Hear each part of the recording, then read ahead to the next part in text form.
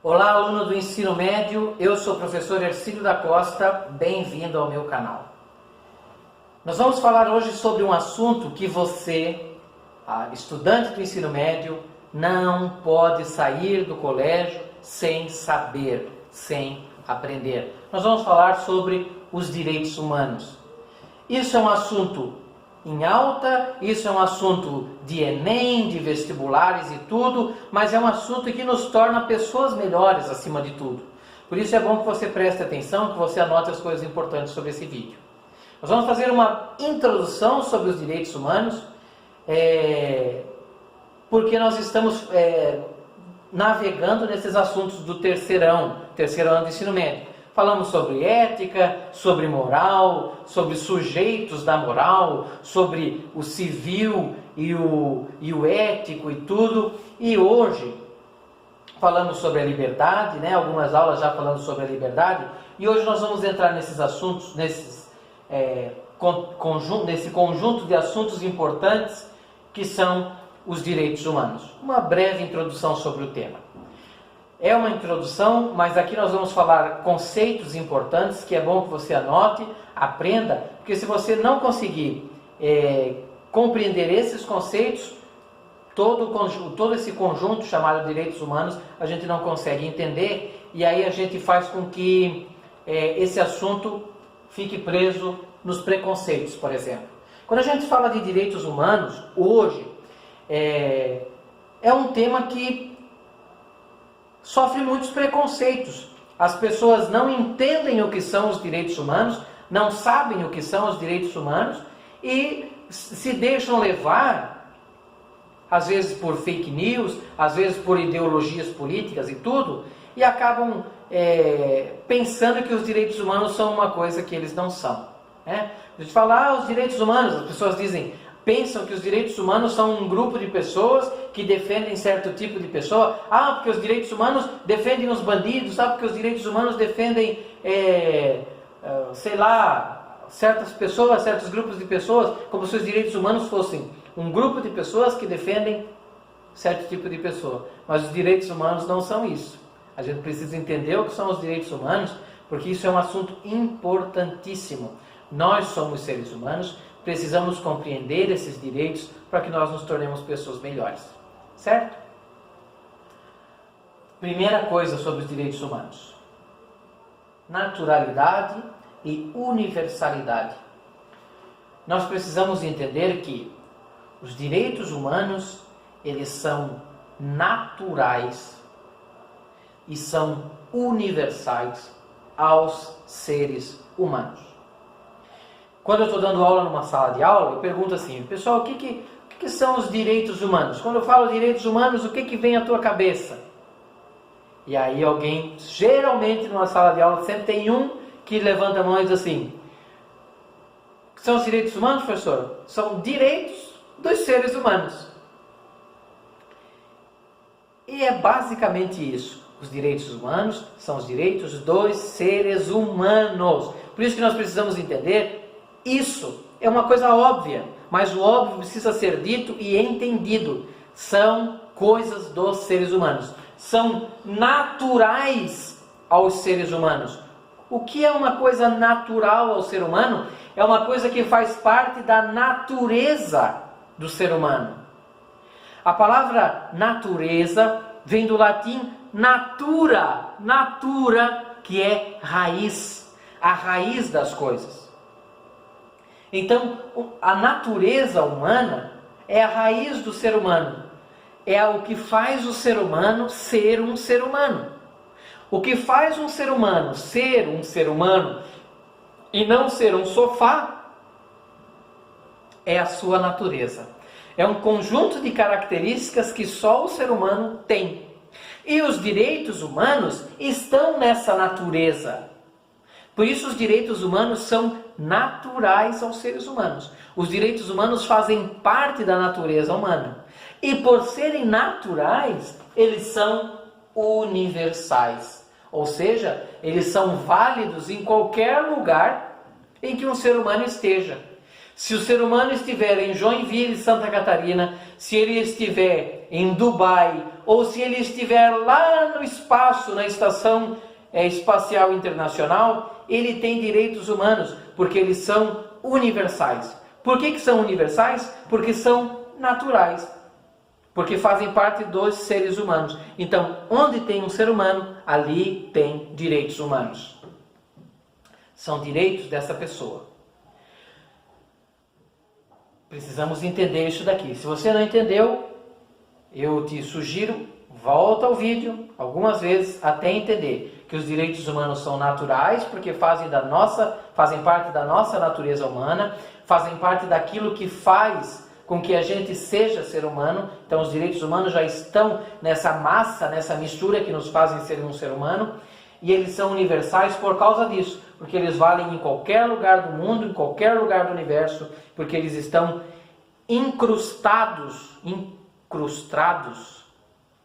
estão grudados na nossa natureza. Beleza?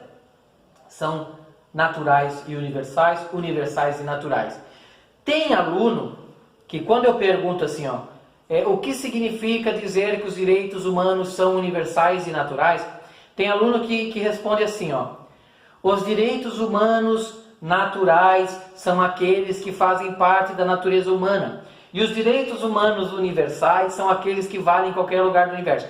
Tem aluno que divide os direitos humanos em duas partes, os naturais e os universais. Não é isso, gente. Eu estou falando de todos os direitos humanos e eu estou dizendo que, ao mesmo tempo, eles são naturais e são universais. Eles são naturais porque eles são universais porque são naturais.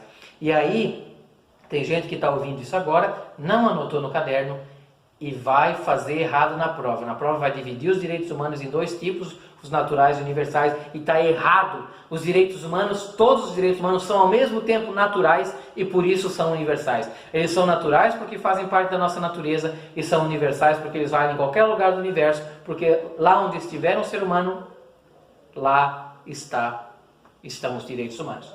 Certo? Os direitos humanos, eles passam por uma evolução histórica. Quando a gente fala de direitos humanos, a gente precisa entender que os direitos humanos não caíram do céu como um livro, assim, que lá estão todos os direitos daquela pessoa e tal, e alguém deu esse livro. Não.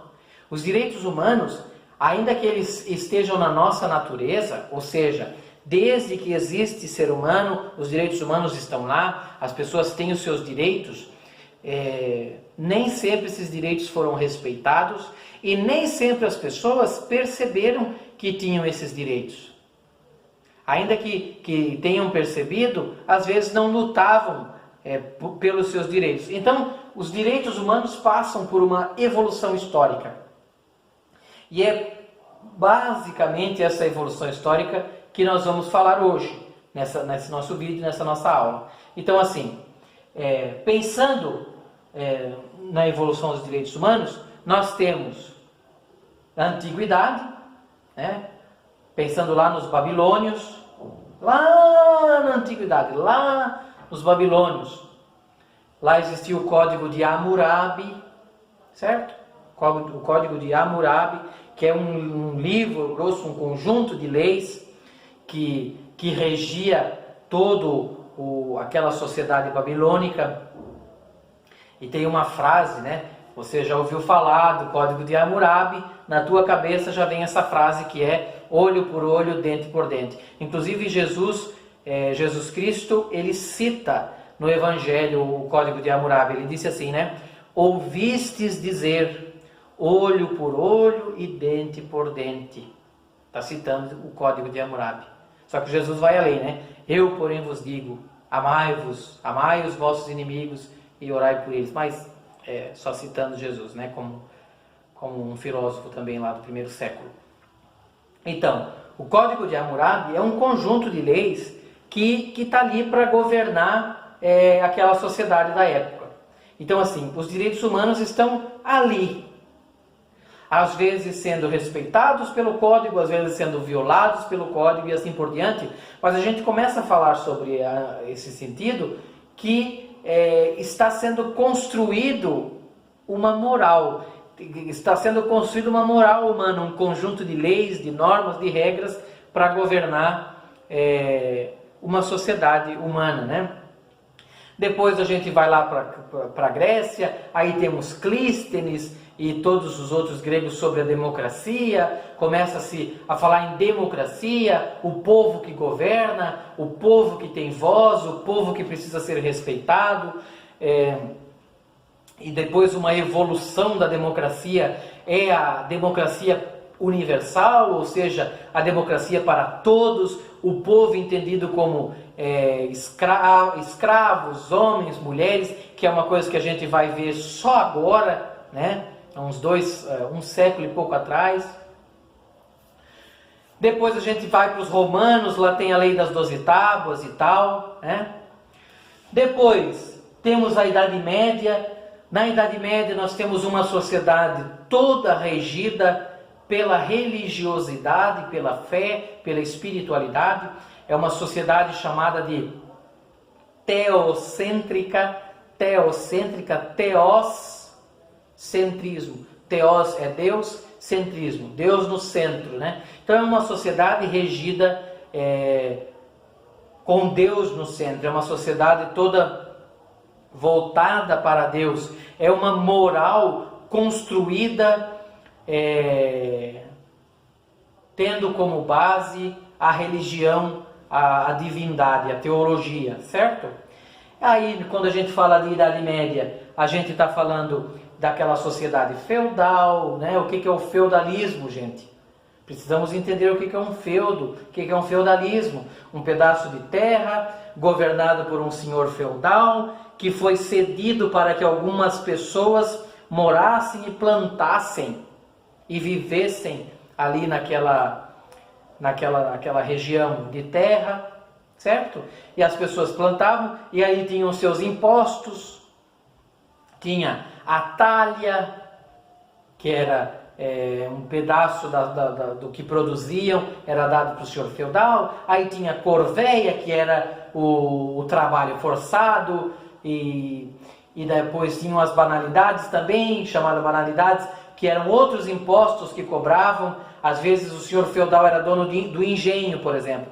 Eu plantava trigo naquela terra que é a minha, supostamente minha, e aí eu tinha que dar um pedaço do resultado da plantação do trigo para o senhor feudal, e ao mesmo tempo, se eu quisesse fazer pão, eu teria que moer o trigo, mas para eu moer o trigo, eu não tenho engenho, quem tem engenho é o senhor feudal, aí eu tenho que moer o trigo lá no moinho dele, eu tenho que deixar um pedaço também desse trigo para ele, e assim por diante. Depois vinha o dízimo entendido como fruto dessa sociedade teocêntrica, o dízimo como um imposto pago à igreja, que é a verdade absoluta na época, né? A gente tem que entender, gente, nós precisamos olhar a Idade Média com os olhos de um medieval.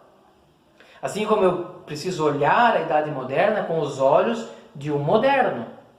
E eu preciso olhar a minha sociedade hoje com os olhos de alguém que vive nessa sociedade. Tem muita gente que gosta de colocar a nossa sociedade como sujeito de moral, como julgamento moral, mas olha a sociedade de hoje com olhos de alguns anos atrás. Nossa e tal. Não, temos que olhar com o olhar de hoje. Na Idade Média, quando a gente vai falar de Idade Média, a gente precisa olhar com os olhos de um medieval. E um medieval, gente, porque senão a gente olha para a Idade Média e fica pensando, meu Deus, eles não se revoltavam? Meu Deus, eles acreditavam em tudo e pagavam dízimo, e pagavam a talha, e faziam a corveia, e assim por diante, e ninguém se revoltava e tal. Gente, pensa com a cabeça de um medieval. Um medieval morria de medo do inferno. Daria a sua vida para ir para o céu. E quem diz quem vai para o céu, quem vai para o inferno é a igreja. Então a igreja tem esse poder de decidir quem vai para o céu e quem vai para o inferno. Por isso que tudo isso gira em torno de Deus, tudo isso gira em torno da igreja naquela época. É uma sociedade com Deus no centro, e Deus, e quando eu falo Deus, eu estou falando de uma estrutura chamada igreja que comanda tudo isso. Beleza? Inclusive mais tarde, por causa dessa própria estrutura de algumas coisas como as vendas de indulgências, por exemplo, né? Alguns ramos da igreja que estavam vendendo pedaços do céu e aí revoltou alguém chamado Lutero, e Lutero faz toda aquela divisão da igreja e assim por diante, né? Não que hoje não tenham pessoas que queiram vender pedaços do céu, mas esse é outro assunto, certo?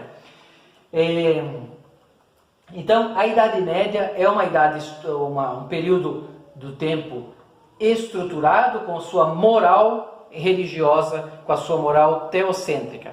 Estamos falando aí desses direitos, dessa ideia de legislação. Depois, a Inglaterra tem um papel importantíssimo na construção desses direitos humanos, né? A gente precisa entender que os direitos humanos estão passando por uma evolução histórica e vão chegar em algum lugar, certo? E esse algum lugar a gente vai falar mais pra frente. Só que assim, a gente precisa entender que o negócio vai afunilando e as coisas vão se tornando mais palpáveis, mais concretas, certo?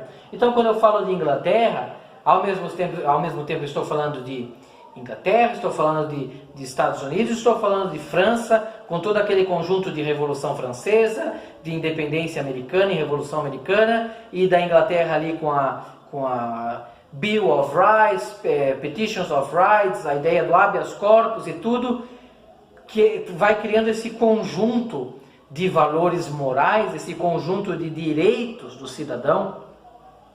Imagina uma ideia que começa a colocar o cidadão como centro desses direitos. O cidadão precisa ser valorizado pela lei, e não é a lei que precisa ser respeitada pelo cidadão, mas a lei precisa ser respeitada pelo cidadão porque a lei precisa servir o cidadão. Então a gente precisa entender tudo isso, e aí sim a gente vai chegar no que hoje nós chamamos de Declaração Universal dos Direitos Humanos, que é o resultado de tudo isso. Mas a gente vai ver um pouquinho mais para frente isso daí. Na próxima aula a gente vai ver um pouquinho sobre Revolução Francesa e todo esse contexto que vai gerar a Declaração Universal dos Direitos Humanos. Porque quem não entende a Revolução Francesa não entende a nossa sociedade de hoje. Se você não entende a Revolução Francesa, você precisa estudar um pouquinho sobre a Revolução Francesa. Na próxima aula a gente vai ver um pouquinho disso. E se bobear, quando você ver esse vídeo, já tem o vídeo da Revolução Francesa aí e dos direitos humanos aí no canal. Beleza? Então assim, ó, se você gostou desse vídeo, deixa o seu like, e se não é inscrito no meu canal, se inscreve. Se inscreve, não custa nada. Quando você se inscreve no meu canal, só nos ajuda. Beleza? Esse assunto é um assunto complexo.